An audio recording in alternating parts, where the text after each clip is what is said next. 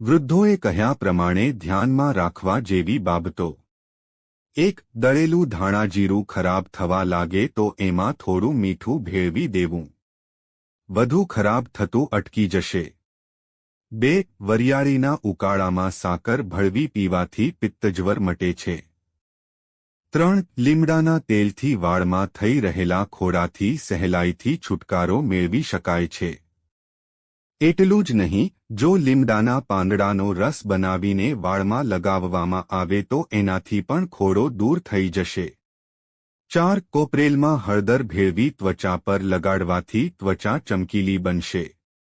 5. કેન્સરના રોગીઓ માટે પણ લીંબુ રાહત આપે છે. લીંબુમાં સમાયેલા ફ્લેવોનોઇડ્સ એન્ટીકેન્સર તરીકે કામ કરે છે. તેથી નિયમિત રીતે લીંબુનું સેવન કરવું જોઈએ. 6. કબજિયાતમાં લીંબુ પાણી ગુણકારી છે. નિયમિત રીતે સવારે લીંબુનું ગરમ પાણી પીવાથી કબજિયાતની તકલીફથી છુટકારો થાય છે. 7. આદુના રસમાં ચપટી હિંગ નાખીને ઉપયોગ કરવાથી કાંદા જેવી જ સોડમ આપશે. કાંદા ન હોય તો આ નુસ્ખો ઉપયોગી બને છે. 8. લીંબુના રસને ખાટા દહીંમાં ભેળવી તેનાથી નોનસ્ટિક વાસણ સાફ કરવાથી વાસણ ચમકીલા થશે. 9. નાગરવેલના 2-4 કોરા પાન ચાવી જવાથી શરદીસરેખમમાં ફાયદો થાય છે. 10. સવારે નયા કોઠે 4 તોલા હૂંફાળા પાણીમાં 2 તોલા જેટલું મધ ભેળવી પીવાથી મેદચરબી ઉતરે છે. 11. મેંદુવડા બનાવવા અડદની દાળને લીસી વાટવી. દાળ વાટતી વખતે તેમાં થોડું થોડું પાણી નાખતા જવું. પાણી વધી જવાથી વડા સરખા થશે નહીં. દાળ બરાબર વટાશે તો જ મેંદુવડા સારા થશે. 12. શરીર પર ગરમ પાણી પડવાથી દાઝી જવાય તો તરત જ દાઝ્યા પર વનસ્પતિ ઘી લગાડી દેવાથી ફોડલા નહીં પડે તેમજ બળતરા શાંત પડી જશે. 13. ઢોસાના ખીરામાં અડધું લીંબુ નીચોવી બરાબર હલાવી ઢોસા ઉતારવાથી ઢોસા કરકરા ઉતરશે તેમજ તવો બળશે નહીં.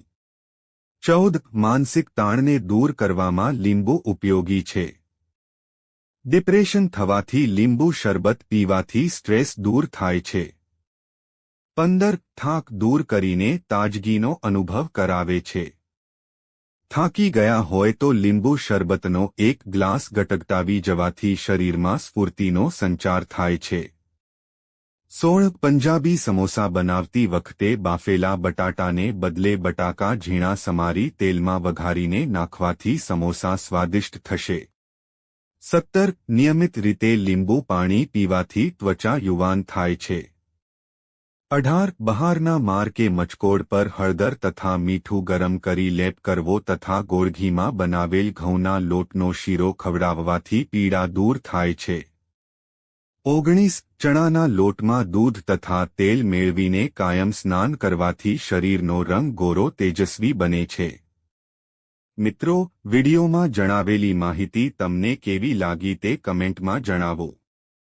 વિડિયો પસંદ આવ્યો હોય તો વિડિયોને લાઇક કરો, શેર કરો અને સબસ્ક્રાઇબ કરીને બેલ આઇકન પર પ્રેસ કરો.